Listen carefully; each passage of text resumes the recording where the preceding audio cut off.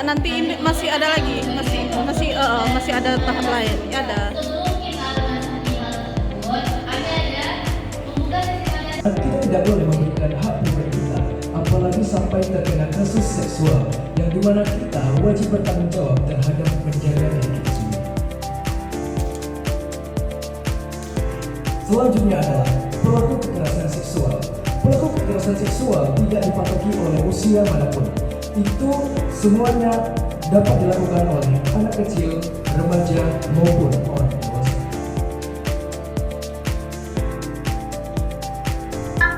Mungkin sering kita dengar di berita itu orang tua yang menjadikan anaknya PSK untuk pembunuhan di keluarga. Kemudian hal-hal seperti ini juga bisa dilaporkan. Jika mengalami sendiri pun bisa melaporkan atau melihat kejadiannya juga bisa melaporkan kepada kami ya. Nanti nomornya akan diberikan di akhir.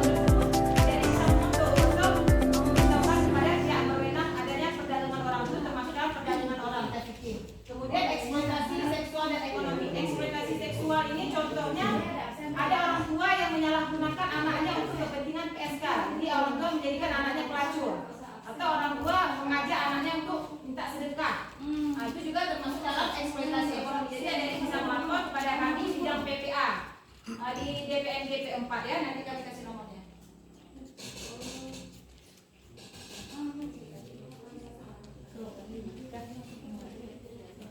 Langsung ke pernikahan dini aja. Pernikahan dini terus.